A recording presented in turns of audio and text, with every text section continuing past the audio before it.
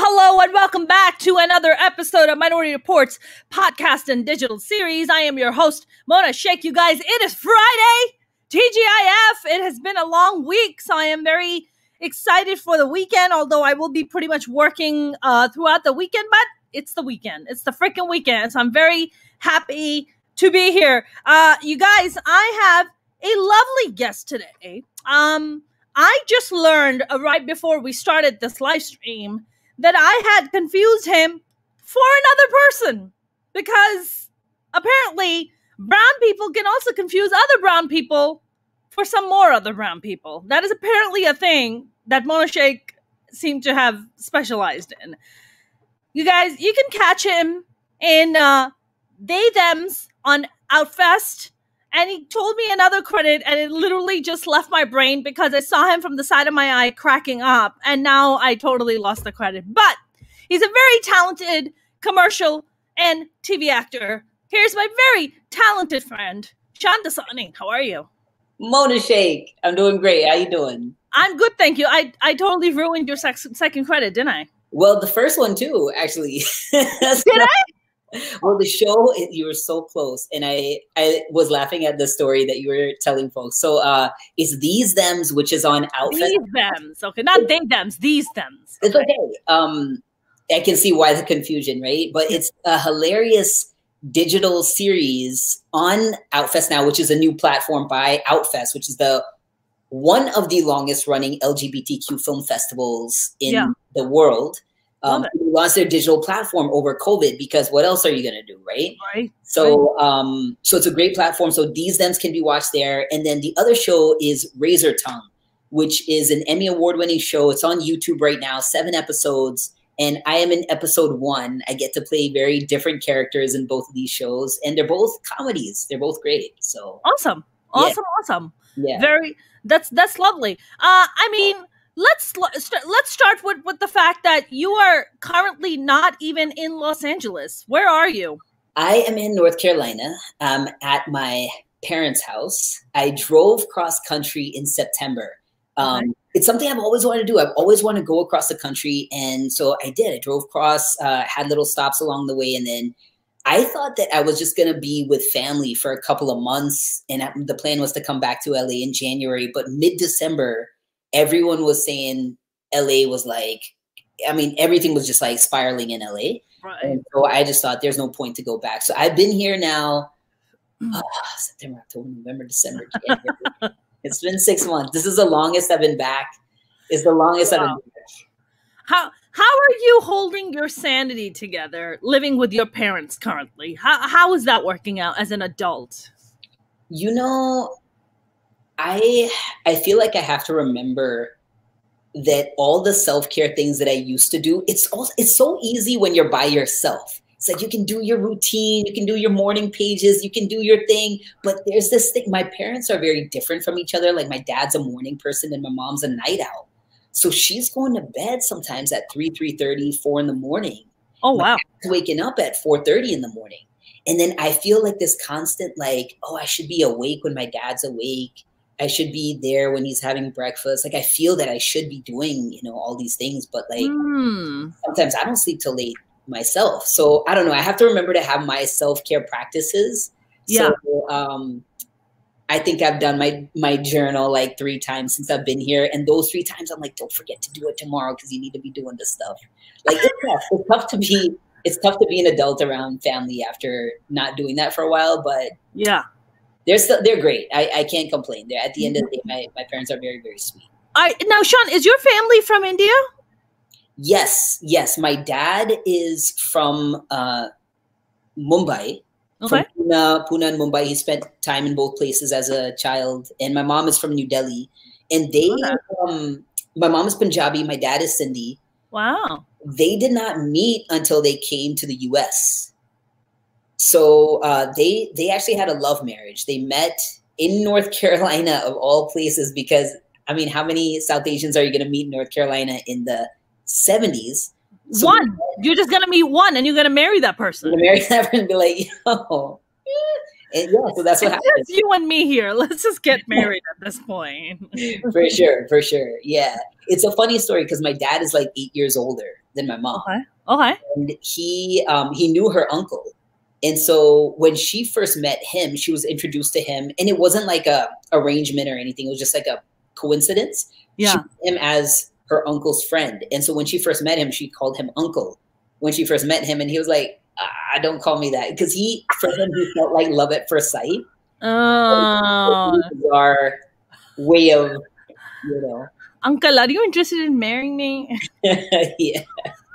No, that is adorable. Not at all interested because she was so young. She kind of she actually was interested in drama and the arts. Like she was an actor in India, like in high school. So that's a lot of what she did. And so I think I got that from her. Like I see a lot of the parallels. Yeah. So like my family, they've been supportive of my creative career. Right, because your mom wanted to be an artist. Well, yeah. I mean, what was your mom studying? Your dad was like a full-blown professional already in North Carolina. Is that how that kind of connection happened? Because your mom is 8 years younger. Yeah, well, like the Sindhi men at the time, a lot of them went into the same line of work, which was custom tailored suits.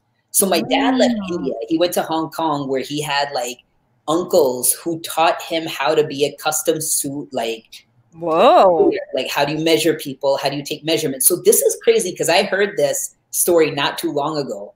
It dawned on me like just recently that my dad didn't have the internet when he was running this business. So I asked my dad recently, like, how did you find customers? How did you advertise? How did you do all that stuff? I felt like really silly asking these questions.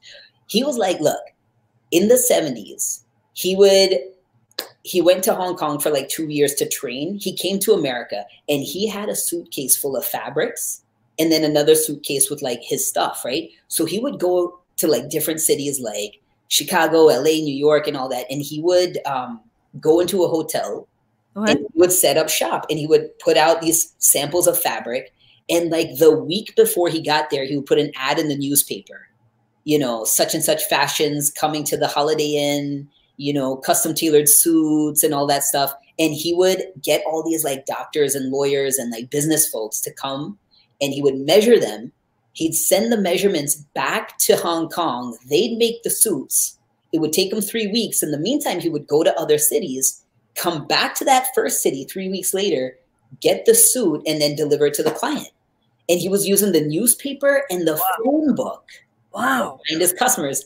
It seems like, of course, that's what you would do. That's brilliant, though. But that's it's so simple, but it's so brilliant. Yeah, for sure. Wow. And what I'm used to like the technology that we have now that I was like, how could I not have put together that that's what he had done? But I never had to hustle in that way because I had like all these tools. You know what I mean? Yeah, dude, that's a brilliant hustle though. Like, right? International, like custom made suits, like, oh yeah, we're gonna put your order in 3 weeks later, you're gonna get your new. I mean, that's freaking brilliant. And what about your mom? Like, what did she go to school for? My mom. You said she was a theater major. She was a drama. She studied. She never like finished college, and actually, my dad never went to college. So my mom was doing in high school in India. She was like part of the drama program, and she did plays and stuff. So she came to America when she was 17. She was quite young. So she was married by the time she was 18. Yeah. She had her firstborn at 19, which is my older sister. She had me at 20.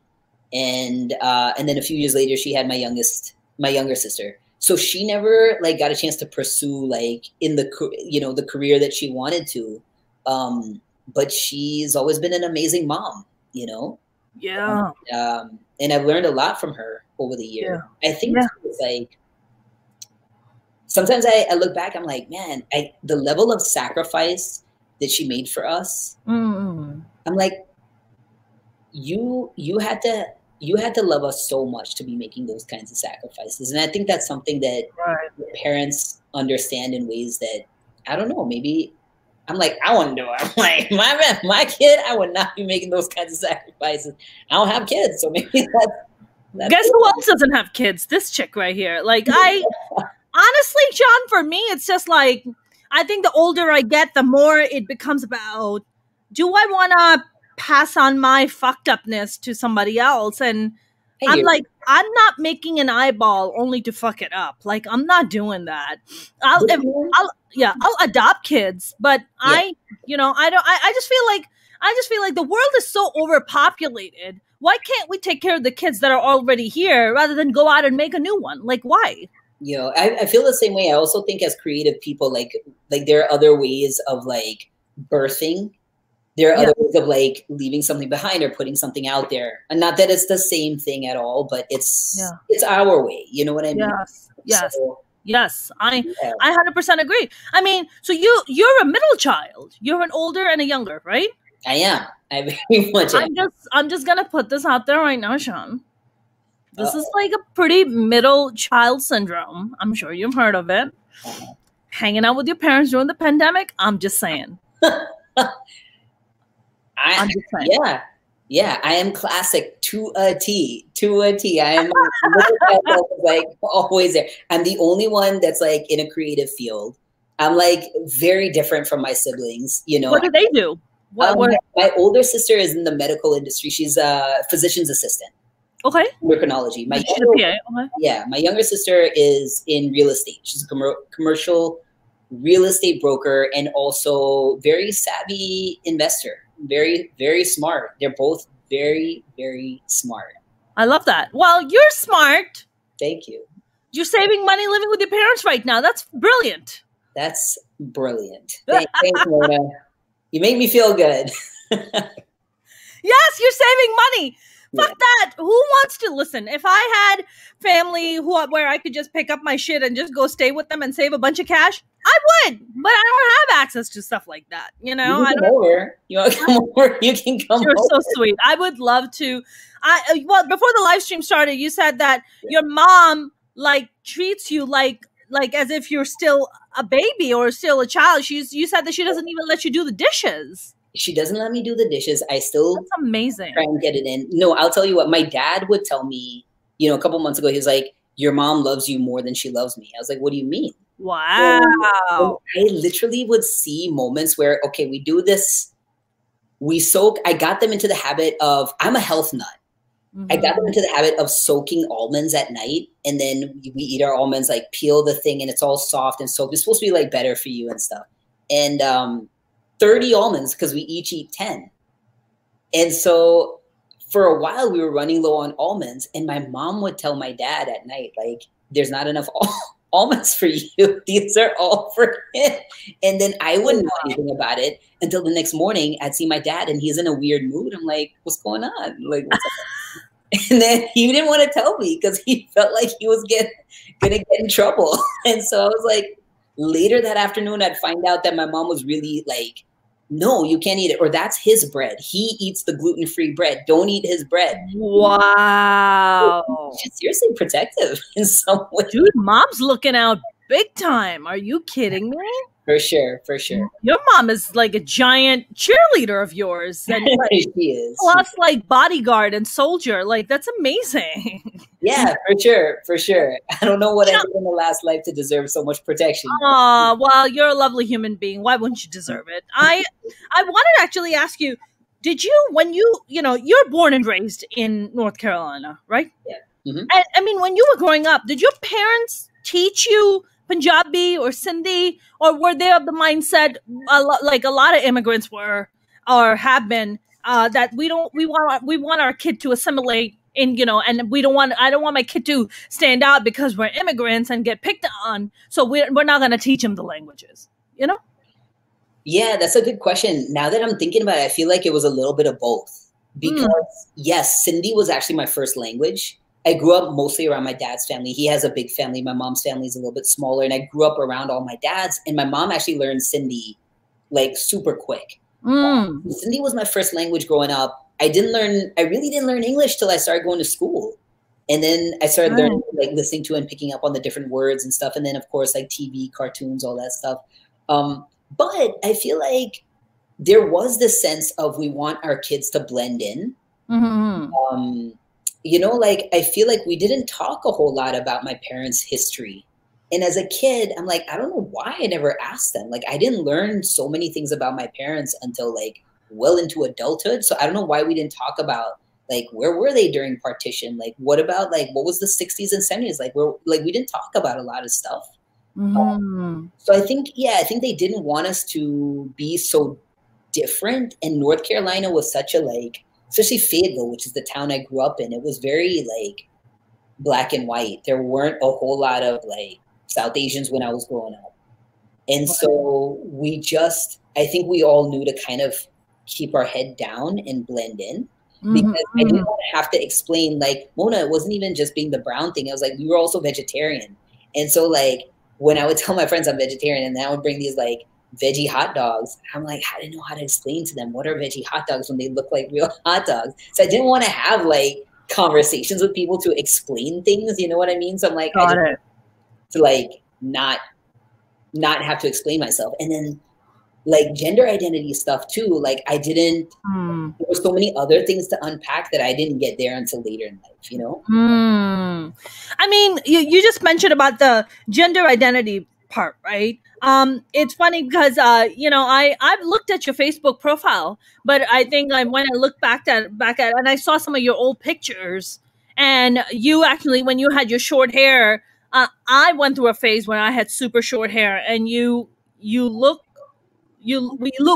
related when I saw your pictures, and I was like, oh my God, Sean could like easily be my cousin. Like Sean's pictures are so similar to mine.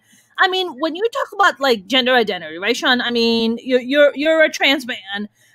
How early on was it for you when you were just like, you know, this isn't the right body for me. There's something off.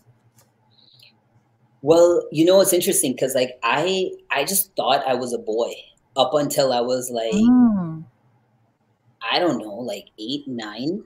I just thought, like, I knew something was different, but then I just thought, oh, come together.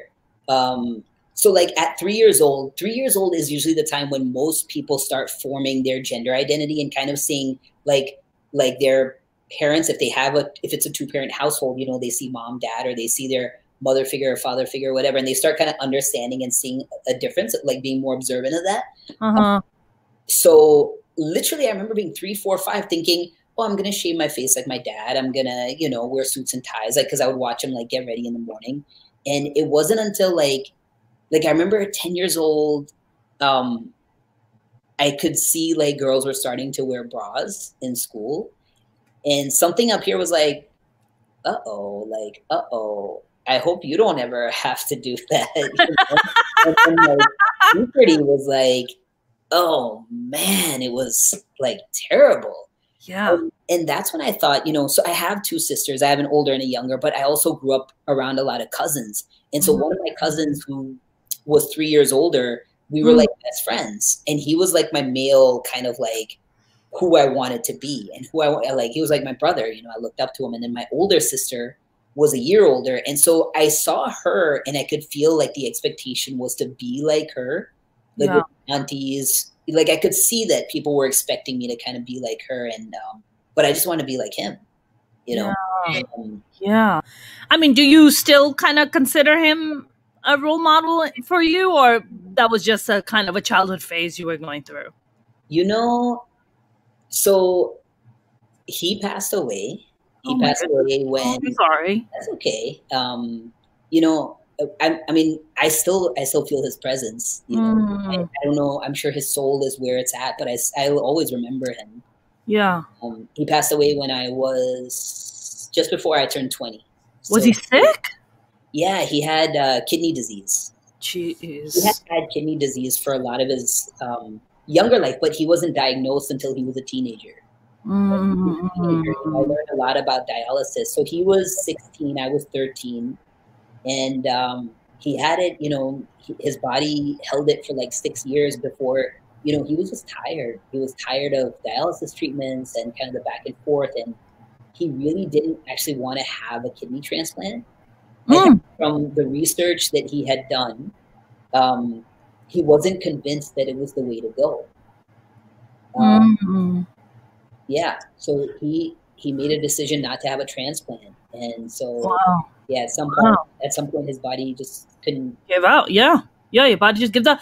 I have a good friend of mine. She, it's interesting. When I met her in doing Groundlings. She was doing improv. She is actually a big time executive at Netflix now, believe it or not. But when I met her, she was just doing improv, and she was like climbing her way up, to becoming an executive.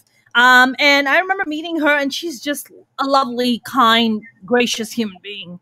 And I didn't know, she was like, yeah, I'm on a wait list for a kidney. I'm like, what do you mean? She's like, I have this autoimmune thing where my body attacks my kidneys. So and it's a hereditary thing. She's like, the same thing happened to her father, and she inherited the same thing. And she was on a waiting list, and finally she did get a kidney, and she lives a very happy, healthy life. But she literally transformed. She went from being, she was a little bit overweight. I think the dialysis, they were like messing up her body big time. Yeah. And the moment she got the kidney transplant, boy, she lost all the weight, felt like great in shape. But, she told me what a nightmare it was to get on a waiting list just to get a kidney transplant. Man, and you're talking, it sounds like this wasn't that long ago. I mean, this was happening for him in like 1997, 98, around that time frame. And in North Carolina, in rural North Carolina. So first of all, I do want to say, like, sometimes I think when you're in a smaller city, when there aren't a whole lot of other ways to imagine your life. Yeah. How do you know what's out there for you? Because, we also are a close family. Like, everyone was right here. It's like nobody had I was the first one to leave. I was the first one to say, hey, I want to go to film school. I want to see something different. Because I couldn't imagine myself dying in North Carolina. Mm-hmm. I couldn't see a future in North Carolina. And it's everything's changed. A lot of things have changed here. And well, Sean, you don't have to worry about dying in North Carolina because LA has a giant fucking pandemic. And it's how's that over there? And it's killing people left and right. So don't worry, LA's got a pandemic. Don't you worry, Sean. Very comforting, Mona. Listen, I'm living in the epicenter right now. All good, baby. For sure. All freaking good. Sean, when you wanted to become an artist, I mean, were your parents kind of traditional to be like, we want you to become a doctor or a lawyer or whatever, or they were just kind of cool, supportive parents? I mean, I think like any parent, like they want to see their kids stable. They want to see their kid like able to stand on their own, take care of themselves. So I think they just wanted to know that I'd be safe and stable. But I remember when I was telling them I'm going to go to film school, because that's what I did first. I moved out to the West Coast for film production because at the time I hadn't transitioned. At the time, I didn't know that I could transition or there was a such thing as being able to physically transition. I had no idea. Mm-hmm. So I wasn't about to like begin a career as an actor, even though I knew that that's something that I wanted to do. Like I've known that since I was a kid. I didn't like audition for female characters or roles because that just didn't feel right to me. So I studied behind the camera. I went to Chapman, which is down in Orange County. Yeah. And, I learned everything from producing, directing, cinematography, editing. Like you learn a little bit of everything out there. Right.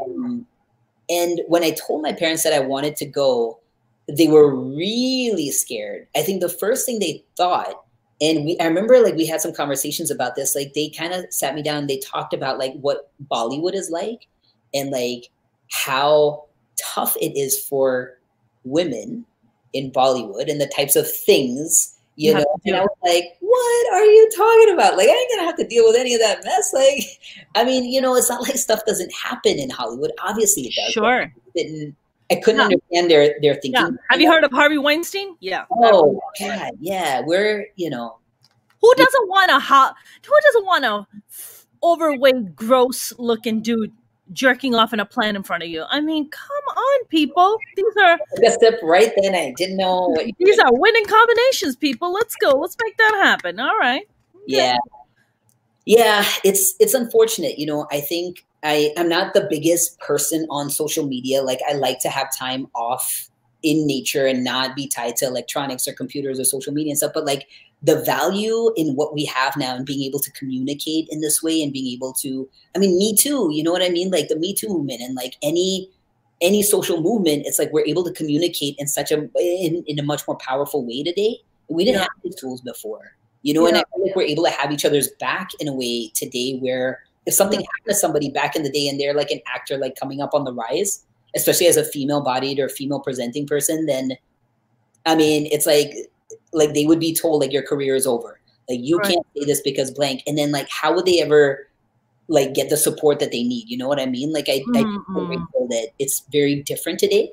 Yeah. In the awareness that's being put out there, even for men to know like what's acceptable socially. Because if you think about it, like the messaging to guys from a young age is to like hunt or pursue or to be persistent. You know, all of those things can be really like without understanding responsibility, like all those things can steer guys into a really terrible space. You know what I mean? Yeah.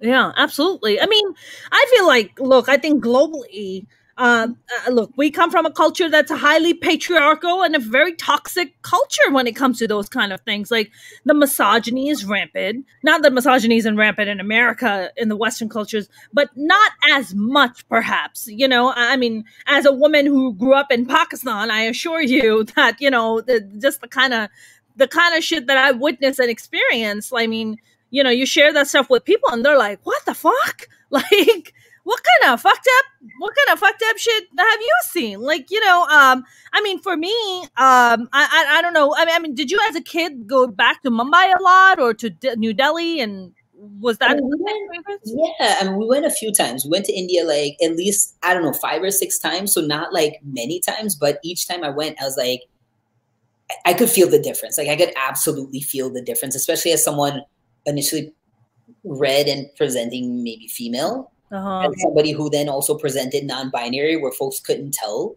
my gender. Like a lot of times, because there weren't a whole lot of female-bodied people with short hair, like a lot of times people just assumed I was male, but then I would get the look, you know, like the unsure look. But yeah, it's dangerous, man. It's dangerous in some parts of this world for women. I mean, it really is. I mean, I think women have just been eating shit since the beginning of time, and in many countries they continue to. Sadly, I mean, this is a statistical fact in America that 3 women die every single day at the hands of their boyfriends and husbands right here in the United States of America, and you'll never hear their names. They're just a statistic. That's all they are. So this is it's a real issue, right? Like India has what, like every 3 minutes a woman gets raped. It's a problem. It's a fucking problem. Like it's an epidemic. Like these are really big issues when it comes to the female gender.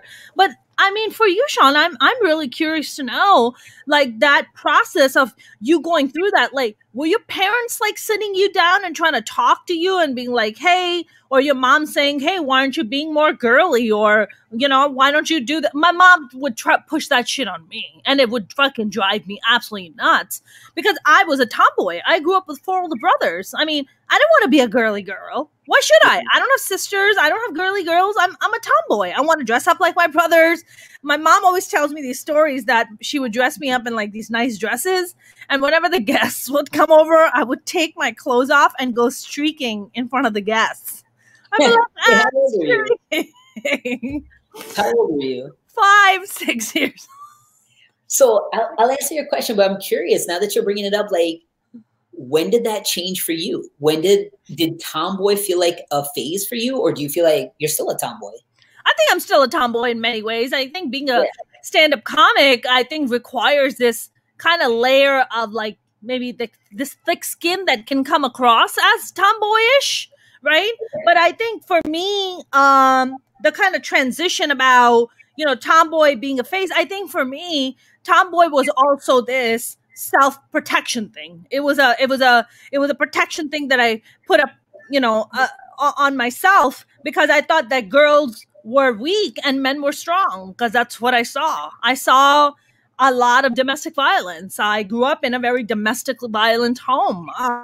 My dad would beat the living shit out of my mother. My dad would beat the living shit out of me. And I thought that if I was a boy, he would not have as much power over me, right? I'm a boy, so I can be a tomboy and I can defend myself and I can stand up for myself. I think for me, the biggest thing was that I did not like wearing bangles. The bangles, I always thought in my mind that they were like shackles, like you were putting shackles on my hand. They were like handcuffs. Mm-hmm. Although they weren't, right? But in my mind, and the reason that I translated as such as a kid is because one day we were coming back from my grandmother's house. I remember this. I was like maybe 7 or 8 years old. We're coming back from my grandmother's house, and we're at a red light. And there is this. I look over, and there's this car next to us, and this little girl is crying. And I look close, and I'm like, "Oh my god, why is she crying?" And I look in the front, and her dad is beating the shit out of her mother, and she's wearing glass bangles, and they're getting smashed against the window that's rolled up. And I see blood dripping down her hands. Yeah. And in my head, in that moment, I was like, as a kid, I was like, woman means weak. Bangle wearing means weak. Do not wear bangles. No bangles. Nothing feminine. Nothing especially too feminine. I'm out. No lips. I mean, I was like, I look at my pictures and I can't even recognize myself because I've just grown so much as a person and just come together as a woman that likes to put on makeup and get her nails done and get her massages and get her fix her hair. But that was a long process for me to be able to find security within myself to be like, I can still be feminine and I can still be strong. And that was a lesson that took me many years to learn, many years, And I guess I'll turn around and ask you the question. I mean, how was that for you? Like what was your kind of process that you were going through? Yeah, it's interesting because I don't know that I didn't have that. I had a very, very, very different experience. So first of all, before I launch into that, like, thank you for sharing that because I realized like how much that is to process also as a young person. I mean, we're a kid. Right. You don't know. I mean, as a kid, I just didn't know. Sean, I feel like the visual is still there. Like it's still internalized in some way. You know what I mean? Like it was like something's not right. Yeah. Yes. And that's like a lot for like a little kid to kind of like, it affects us. It clearly affects us, I mean, look, it shapes how we see the world. It shapes how we see relationships. It shapes how we see ourselves. I mean, it's a massive, massive impact for the rest of your life. You're basically spending the rest of your life trying to unfuck yourself because your head was fucked with, Yeah, for sure. And it's important to do that work. Right. Like, in whatever way it looks like for every individual, it's like we kind of have to because like everyone comes from their own like damage, so to speak, as kids. Right. It's like I think it's part of our job. It's part of our journey as like souls, I think, to kind of like learn what that is and like try to like get through that. Like I'm even thinking that now, like in moments when I'm triggered, like being here with family, it's like when I see myself reacting in certain ways, it's like, dude, listen, that's part of why you're here. Like, if you thought you were patient and you're seeing yourself acting like completely like a fool with your fam sometimes, like understand that that's something that you have to still work through. Those are lessons you haven't learned yet. So like do the work and understand where these things are coming from. Sorry, what did you say? Act like a fool? Is that what you just said? Like I find myself get like really impatient sometimes. I find myself get really I get really bothered sometimes because I do things in my way, like, and this is true for everybody. It's like I do things my way. It's like my parents are going to do things their way or whatever, and without going into too much detail, but like, I see myself like getting like really upset sometimes at the way things are done, and I'm like, yo, okay, just calm down. You just need to calm down. You just need to, Well, and you're saying you don't know what triggers you. You don't know where that trigger is coming from. Is that what you mean? Well, like I have to stop. I have to slow down, I think, a little bit when I'm around family in ways that I don't have to when I'm just like out there living my life. Because when it's just you, it's like you don't have, obviously you think everything you're doing is like the right way of doing things. Otherwise you wouldn't be doing it, right? But like when you're around like other people, you're like, hold up. Everything's different. It's like, that's right. I'm finding myself having to like slow down just a little bit and like have like more patient conversations through things like health. Like I was saying to you, like health and wellness is a huge thing for me. Yeah. So I have not answered like I think 10 questions that you asked me. So we can go back to those. That's how my episodes go. It's a tangent. It's all over the place, and I love it. It's fine. But I want to go back to, I know we only have so much time, so I do want to go back to talking about gender for a little bit. Yes. Because like, you know, I didn't necessarily think of girls as weak and boys as strong. I just, there was something just in my brain that aligned with being a boy. The brain chemistry is different. Like the male brain and the female brain, absolutely different. You know what I mean? And so like, what was jarring to me was my body. What was jarring to me was like, why does my body not fit what's in my head? And then like, why in my mind do I see a version of my body that's not actually there? You know? Right. And it's hard to describe what that feels like beyond what I've just said, because I don't think I would be able to understand unless I was living it. And I think that's like it's really tough to have conversations when folks are transphobic or want to say like, no, there's only two genders. That, you know, it's like, how do you know? How do you know that if you haven't experienced it? You know what I mean? And so I think in these moments, like I actually hold my allies really close, because I'm like, you haven't lived it, you haven't experienced it, but that's correct. You can have faith in it. That's correct. And you can have empathy for it. And at the core of it all, my parents have been supportive in that process. I love that. Like, you know, when I was first understanding that I could identify as male, I told my mom first. Like I told my siblings, but right after that, I told my mom before I told my dad. How old were you when you came? Oh man, then you would know how old I am now. I mean, I'm not as good at math as you think I am. Just because I'm a brown person, what? That means I'm good at math now, Sean? What kind of stereotypes are we playing into here? I'm not good at math. I'm a college dropout, for fuck's sake. Oh, sweet. Okay, well then, no, but I mean, I was an adult. I was like a fully grown adult, and I told you were okay. Yeah, because, well, you know, I did tell her, but I wanted, you know, I kind of like put it out there. Had she heard of anyone transitioning before? And she had heard of Chaz Bono. Yeah. You know, and so I think as soon as she understood that that's what I was talking about for myself, she was terrified. You know, what will people think? What will people say? You know, and then as we got closer and closer towards what it meant to physically transition, she was more afraid from a health perspective. Yeah. Could it hurt me? Could I, you know, what could happen? What damage could I cause? So she had a lot of fears. And, you know, my dad was a lot more, he didn't vocalize his fears to me. He was just much more, he took it in. And I think on his own, he probably did some research, and he always wanted me to feel that,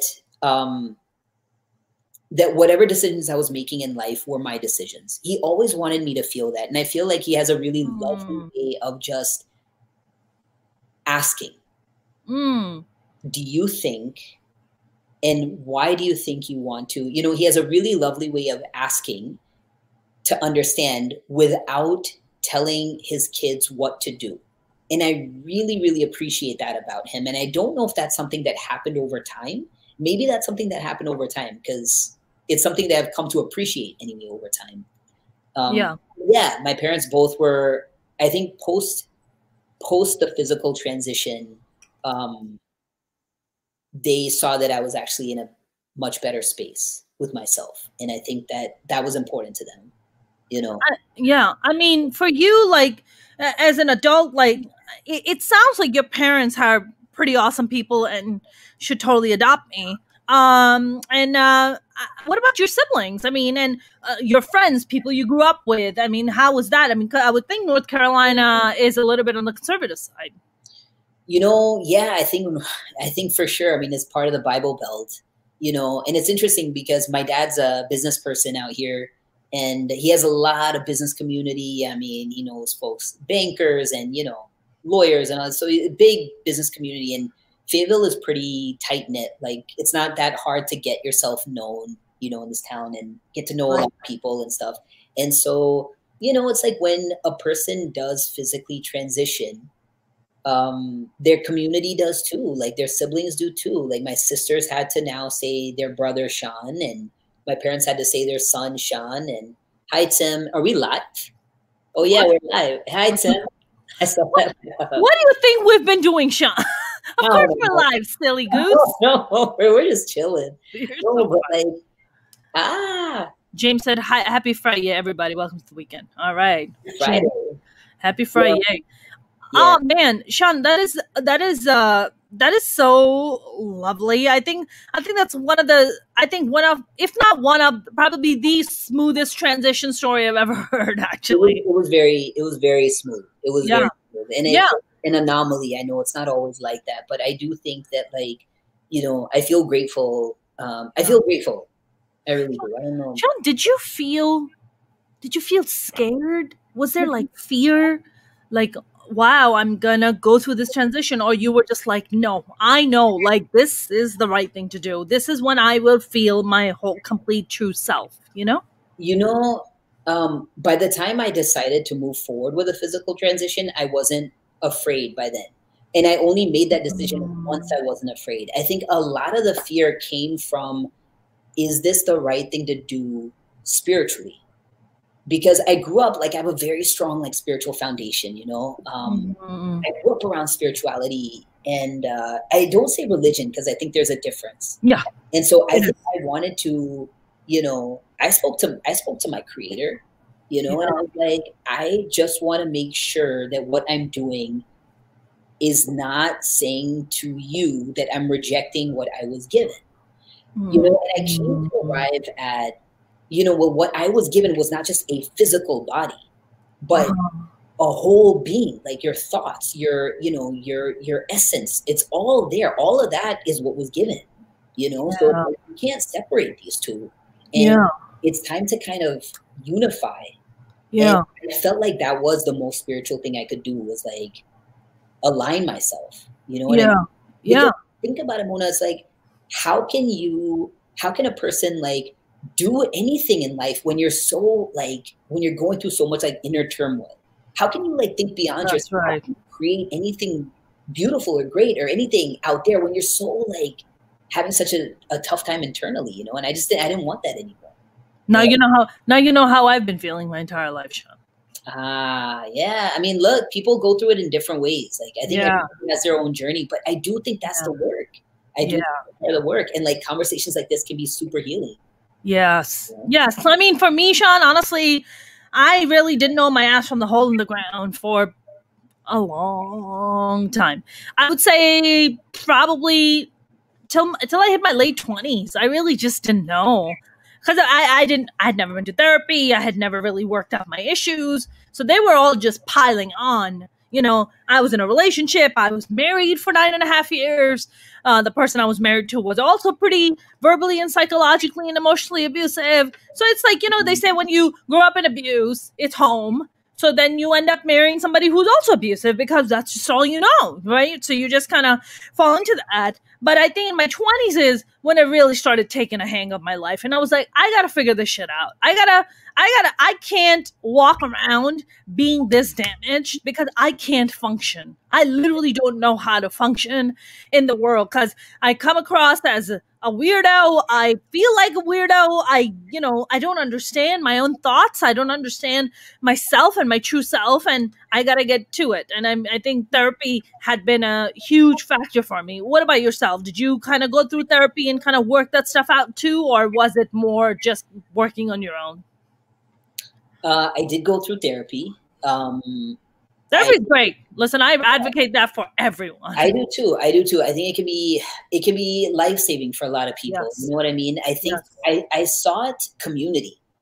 I think that was actually incredibly important for me because at the time, like, you know, community shows up in different ways. Like I was looking at trans people on YouTube, you know, because there was a point in time where I was like, I could not let anybody know what I was thinking or feeling. So I had to find safer ways. You know, I'd go to the library and check out books about, you know, written by trans people. You know, I found like meetup groups, you know what I mean? Like I tried to find like safe spaces where I could kind of understand that I wasn't alone, that like other people go through this, other people, you know. So I think sometimes therapy, like I would go and I would go again, and I had I saw a lot of benefit, but I think for me, I found other ways also that really helped out. Hmm. I think it sounds to me like, you grew up in a pretty healthy environment. So I think your biggest kind of challenge, I would say, in a way, was just kind of, I think I feel, and please correct me if I'm wrong, was it so much even about accepting yourself and going through that journey? Or was it so much about, worrying about or being concerned about what your parents or your siblings would feel or say? I mean, both. I think both were there. I don't Mm, know ratio wise or anything, but like both were yeah. there. I think like first Yeah. and foremost, like it took me a while to figure out. Like I do think it took me a while to figure out like that I had to decide first before I was like think about everybody else, because I think I was conditioned to like put other people's needs before my own. So Right. like, I didn't understand that it shouldn't be like that until well into adulthood. You know what I mean? Right. So once I learned how to prioritize, that I'm learning again now, being someone who's been living with his parents, for these many months, I'm learning again how to reprioritize myself. Um, I think our lessons like show up over and over in life until we get like really good at it. And Yeah. I think, like, I don't know about you, but I do like journal a lot, and I do like write a lot, because sometimes that's the only way I can understand what I'm thinking. Is Hmm. you Yeah. know, Yeah. I mean, for me, I really started writing things a lot out when my father died. I think that was the big kind of a breakthrough for me, because I yeah, also made peace with a part of myself where I was like, oh my God, my father's gone. I yeah, don't need to be in this fucked up abusive relationship that I'm in. I yeah. can just move on. I can just move on. I can live my life the way I want to. And that was a big kind of a breakthrough for me. And I mean, when my father died is when my insomnia started to kick in. So I think my mind would be racing so much that I would have to wake up in the middle of the night and just write my thoughts out. And it wasn't my mind would not shut off until I would just write all my thoughts out. So that was, I guess, my form of started journaling. You know. When did you get into comedy though? Because I feel like, do you feel like comedy has been a part of that therapeutic journey for you as well? Yeah, I mean, comedy has been an absolute lifesaver for me. I think if I didn't become a stand up comic, I think I would have been in deep trouble. I mean, it's stand up. Look, stand up comedy was never part of the thing. Stand up comedy is something I just kind of like boop, just kind of fell in. I was like, oh, okay, funny Wait, but then shit. what was the thing? What was the thing for you? That you wanted to- I so there's this amazing acting coach by the name of Anthony Apeson. So and I had just was going through my divorce at the time, and I my ex used to tell me that I'm an untalented piece of shit, that I will never amount to anything. And when you love someone, you believe what they tell you. And he used to be like, you're fucking garbage. You'll never be anything without me.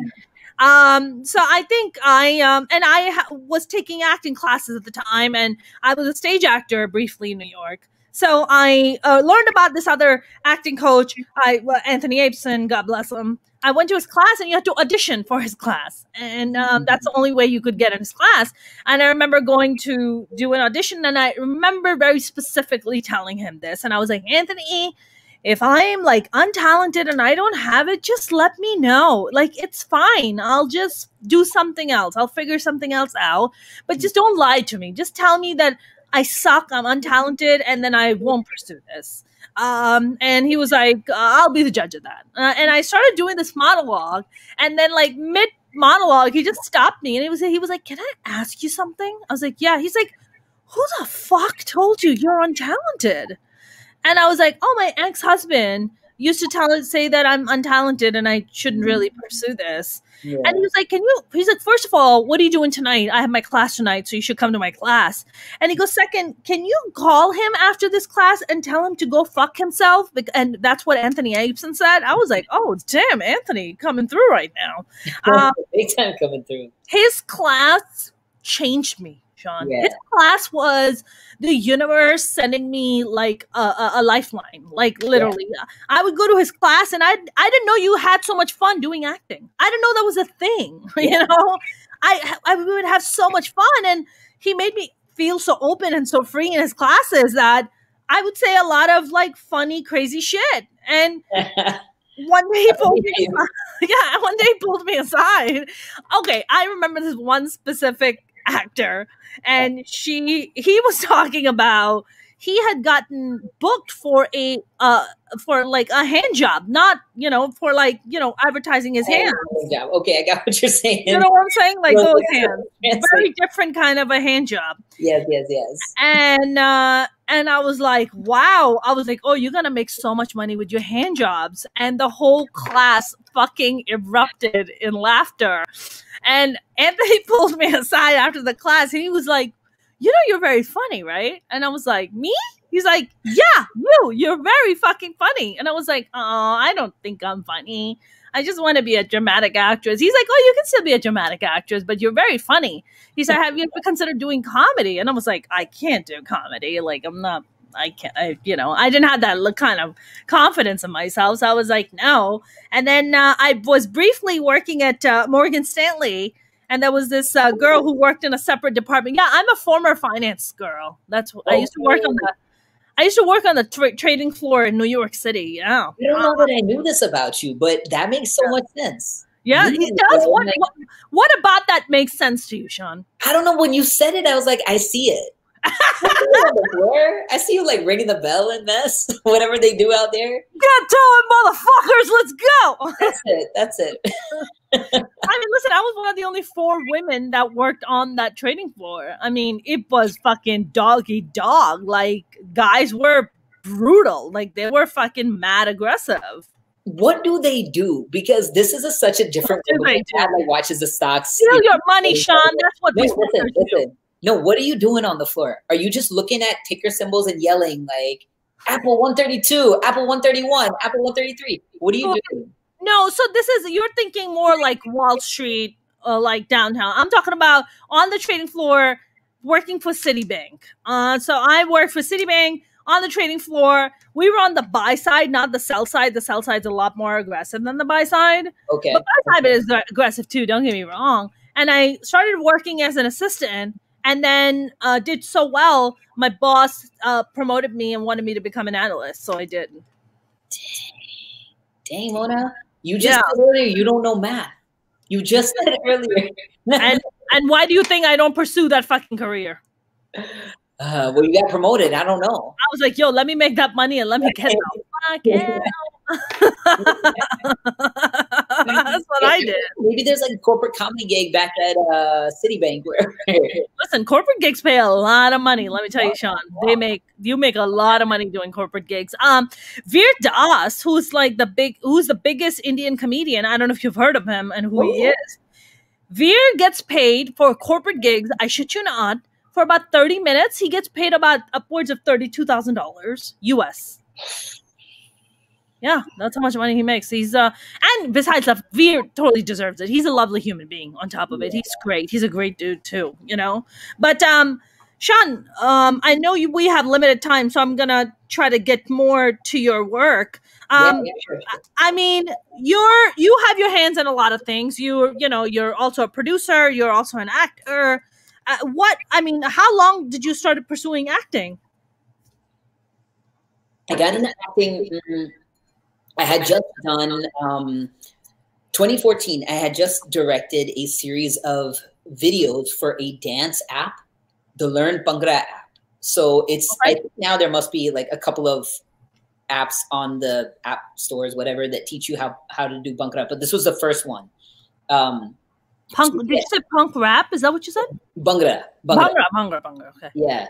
And so, so I directed a series of dance videos, and I was sitting with my editor, and who was also a musician and actor and photographer and everything, jack of all trades, really, really good at everything. And I was telling him, hey man, I want to get into acting. And he had known me for a long time, and he had said, you've been saying this for many years. And this was the first time I think I had said it, and I had already started on my transition journey. I was already on testosterone. I had like little peach fuzz coming out and stuff like that. And so he said, look, tomorrow I'm going to show you how to get on Actors Access, which I know you know about, and we're going to take your headshots, bring a couple outfits, and I'm going to post you for some gigs. I was like, okay, cool. So he showed me how to do that. And literally in a week, I booked my first gig, which was that, by the way, the two people they saw for that role was me and D-Lo. Which is the person that you confused me for when we I first. did. This is what happens. Sometimes brown people confuse other brown people. That's a thing, apparently. What's funny is like, so me and Deal, it was like off of Santa Monica Boulevard. It's like one of the theaters on Theater Row in LA. So me and Deal were over there. Yeah. Dilo goes into the audition first, and then he comes out and he was like, "You got that role." I was like, "What do you mean?" He was like, "I can't do it." He was like, "I'm not in town when they're doing this." Oh, fuck, dude. What was the role? It was through the Young Playwrights Festival. So the Young Playwrights Festival happens every summer, every June in LA. And a wonderful theater company called the Blank Theater puts it on, and they have a series of plays that they do at Stella. They hold it at Stella Adler Theater off of Hollywood Boulevard. And so anyway, the show was called The Not Lesbians. And it was a short play about a trans guy meeting his ex-girlfriend for the first time since his transition. And they get together for dinner. And so because I had now transitioned, I was no longer a lesbian. And because she still had feelings for me, she couldn't quite identify as a lesbian either, because now I'm male identified. So the play was called The Not Lesbians. And it was written by a really, really smart 18-year-old at the team, Travis Emil. And so really sweet play. And so anyway, so that's where I started. I started off in theater. And it pays nothing. And I realized, I was like, if you don't do something else, you're going to actually lose money doing this work. So I started training for commercials, ended up getting a commercial agent, and then made the transition into like film and TV stuff after that. And so, you know, as well as I do, like this journey actually, it can take time for people. It's like, you got to be in it for the long haul. You got to put your ego to the side a little bit. Because I think all of us want to bust out the gate and like, we want to make money. We want those big gigs. We want it all right now. But I'm starting to see, I'm seeing the value in things taking time, because realistically, as an artist, it's like, you might not always be ready for the big gig. That's right. The big gig when you're ready for the big gig, and, get good, get really, really, really good. And when you're there, get better. You know what I mean? Like, keep training. Training is something that I know that I'm always going to do, Right. I mean, it's like, when does a diamond become a diamond? When it's under pressure. It's not, before that, it's just a coal. It's just a piece of coal. For sure. It becomes a diamond when it's under pressure. And I'm not saying that you have to like torture yourself or get tortured, but there's a grind. There's a grind and a hustle to acting. There's a grind and a hustle to stand-up comedy. There's a grind and a hustle to becoming a producer, director. Entertainment is a fucking grind. I think, a lot of times, Sean, what happens is, I get this a lot, and I'm sure you get it too, where people are like, oh my God, okay, I'm not going to name any names, but I recently had a fellow Desi woman reach out to me. She follows my work. She's, she wants to become a manager. She's not in the business at all. She does more stuff within the Desi community, right? Within the South Asian community. And I landed my first ABC role, right? My primetime role. And she messaged me. The Rookie, right? I saw that. Yeah. Congratulations. Thank you. Yeah. And she messages me, and this is what she asked me. She was like, how did you get there? I was like, how did I get where? She's like, how did you get there to getting the role on ABC? And I was like, years of fucking hard work, working on my craft, eating shit, heartbreak, tears, blood, sweat, you name it. It's in there. That's how I got here. And I think a lot of people just look at that and they're like, she just got lucky. See, she just got lucky, or that he just got lucky. See, he just got that. I mean, you don't really have to work for it, because people only see your success. People don't see the scars. They don't see the wounds. They don't see the sleepless nights. They don't see, the multiple jobs you had to fucking do to support yourself because you don't have a support system. Like, people don't see that. Is that something that you also experience or have witnessed? I mean, yeah, I think people do assume, like, people on the outside do assume it's so, they don't see how hard it is. It's not sexy. Making it is not sexy. It is the farthest thing from fun. Look, I think you really only get to act maybe like 10% of the time if you're lucky. That's correct. The time is like hustle or working on just being better or like networking or whatever it is. It's like we're doing so many other things. But I will say this. The one thing that I think is important for folks, you know, that I tell myself too is like, take care of yourself.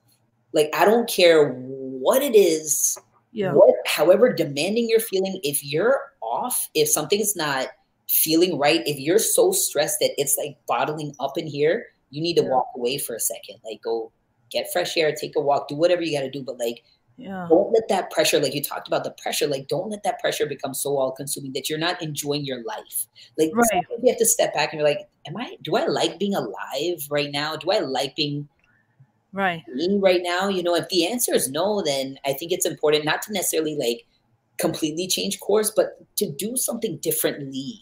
You know what I mean? It's like, how just like really like what I'm doing and like myself. Yeah. Have you experienced those moments? Yeah, all the time. Do you also go through this where you're like you quit in your brain? You're like, that's it. Fuck this. Fuck this. I am out. You know how many times I've quit comedy? I go through that less now. I do go through that less now because I do feel I feel more calm now. As a person, I feel more calm now, and so I think I also understand it's a matter of time. Don't stop. Like I see that I have it. Not to sound egotistical or anything, but I think it's important to be honest with ourselves. Like, look, do we have it or do we not have it? If we don't have it, what do we need to get it? And when I say it, I mean the thing. You know what I mean? And that like that sauce, that juice. You know, do we have it? You know what I'm saying? Is it there? What kind of sauce are we talking? Marinara? What kind of sauce? Are we talking chutney? All of the sauce. Hot sauce? What kind of sauce? Listen, Szechuan? Let's put the chutney in there. The chutney, the red chili. What are we looking at? What kind of sauce? Like the sweet chili sauce. I think it's the sweet chili sauce. Ultimately, for me, that's what it is because that's got sweet chili. I can see that. I can totally see the sweet chili in you. Yeah. Yeah. Thank you. That's a compliment. Yeah. Absolutely. You know what I'm saying? Like, I think because I know that it's there, I'm not giving up. Like, I'm not stopping. It's like, keep going, just get better, keep getting better. And don't, do it quickly. Do it quickly, but like, don't be so hard that it becomes this like inner war. It's not worth it at that point. You know what I mean? Yeah, because you're like, it's almost like you're running yourself into the ground trying to achieve a goal, but you're miserable the entire time. So it's like, what's the point? Yeah. I think it's taken me a long time to really accept. It's like you hear things which kind of end up becoming a little cliche. It's not about the destination, it's about the journey. It's not about the destination, it's about the journey. And I would hear it and I'm like, yeah. Where's my fucking prize? How do I get to the next level? How do I get to the next thing? And I think more and more now I'm just like, you know what? I work hard. I'm going to take the weekend. I'm going to drive off, go to the beach, have nice lunch with a friend or have nice dinner, hang out, watch a nice movie, take a walk with my dog. It's taken me a long time to get here to actually just enjoy that. You know what? I'm going to share something with you. I met somebody years ago. Yeah. I don't even remember who it was. It must have been just this one conversation I had with this dude who had said to me that what he does, he was an older, maybe a friend of my dad's or something. I don't remember. But like he said to me, what I do at the beginning of every year, I plan all my vacations that year. And then I plan my work. And I was like, I really love that. I love the prioritization of like your own joy and then everything else after that. Did he have a family or was he single? I don't remember even who it was who said that, to be honest with you. But I was like, I never forgot what he said. Yeah. I did forget who he was. I'm like, who was that guy? I don't remember. But he sounds single. He sounds single as fuck, Sean. That's what he sounds like. Maybe he was. I don't know, but I feel like that's brilliant. Yeah, it is. Like, I've never heard something like that. Yeah, it feels like, and vacation doesn't have to be always like, oh, I'm going to go off to like some exotic, or it can be like simple things we do for ourselves, like a road trip a month or something like that. That's correct. That's correct. That's what I do. For me, getting away for the weekend or just even one day to Santa Barbara does wonders for my brain. Wonders. For sure. And knowing that that's coming up is also kind of a big thing, That's right. That's right. That's right. Do you make a lot of road trips when you're in LA? What's your thing? Yeah, I like to get to the beach, even staying local like sometimes. But yeah, I like to get away or go for a nice hike or something. I think we have the benefit of like our hikes and our beach. Like I think we're all LA folks like to do those things. So I'm into it. I don't hike though. I don't really hike much. I have a lower back issue, so I don't really hike much. But I would love to. For sure. Yeah. I think the getaways and the self-care is super important, you know, and then come back and do your thing, you know. Right. Yeah. Sean, I know I want to be mindful of time. I know it's a little over an hour, so we're gonna start wrapping up. What kind of projects are you working on now? Like I know you're in North Carolina, but what kind of projects you know are in the works for you? Well, I've been lucky that I've been able to manage auditions from here. Mostly everything's via self-tape. So like if something comes through, great. I'm getting to write season 2 of These Thems. So I'm working with the show creator, Gretchen Wilder, as well as one of our other talented cast members, TL Thompson. And the 3 of us are writing season 2. It's 80-90% there. It's in really good shape. I'm really proud of it. It's a comedy, you know, and season 2 is looking really great with a lot of heart as well. Yeah. There's a series I've been putting together with a couple of friends, some creative collaborators, an anthology series that I can't say a whole lot about. Okay. I've been, you know, that's in the works. And then there's a couple other shows I'm putting the pitch decks together and developing. So hopefully those are getting out there. But I think part of this work is to continue, not just like as an actor, like speaking other people's words, but also like putting out what you want to put out, like put out art that you want to put out as well. So continue to develop that. Yeah, absolutely. Sean, I did want to share it with the world how you and I met. You and I met at Artists Rise Up LA, which also goes by Arula. And they put on these really social conscious shows where they're bringing on actors like yourself, stand-up comedians who are political or who give social justice commentary and, you know, put on sketches and, you know, monologues and stuff like that. And I remember the first time I saw you and I was just like, I know that person. I think I've met that person before. And I was like, did I confuse you for D-Lo there? Is that what I did? That's exactly where it was. That's where I confused you for D-Lo. I kept telling you, I was like, we haven't met. And I was like, no, I know. I know you. You and I. We had samosas together, remember? Yeah. Well, since we talked about D-Lo a couple, I do want to say, he is such a sweet D-Lo is the fucking such a wise, sweet, funny, amazing human being. Like I met D-Lo. Listen, I gotta tell you, I met D-Lo in 2005. Oh wow! I met D-Lo because I cast his younger cousin, an 8-year-old, Jamin Nantakumar. I cast him in my student film. And then Jamin, who was 8, I heard him on set one day telling his mom, you know, that person reminds me of my cousin, D-Lo. Wow. And so I was like, who's your cousin? I was like, who do I remind you of? And then D-Lo, I think, had already graduated from UCLA and had studied ethnomusicology. And we met and I was like, hey, I need someone to do the score for this short film. And so we met, we talked about music, we talked about queerness, we talked about being queer and South Asian. And I almost fucking cried. Because I felt like I met like a long lost soul. Yeah. Beautiful human. Maybe you just didn't feel so alone anymore. Maybe. Yeah. You were like, okay, all right. I was super excited. Like I think I called my sister, my younger sister and I are super close, and my older sister and I are too. But I think I called my younger sister. I was like, I met someone like me.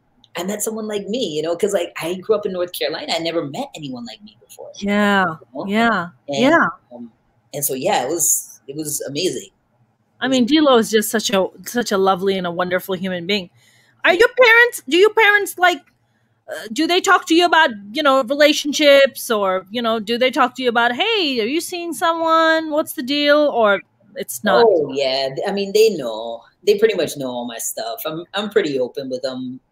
Plus, I couldn't hide. Like living here this long, I couldn't hide who I was seeing. So I am seeing someone right now. Awesome. Yeah. She's super cool. And she's is she where you are, or is she in LA? She, you know, we drove cross country together. Okay. And so she's all over the place. By chance, she's back in LA right now.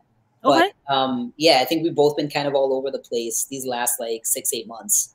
I love that. Yeah. So my parents met her and everything's cool. Everything's really sweet. So they're like, Beta, are you going to propose? You know what? No, they're not putting any kind of, they're literally not putting any kind of pressure on me.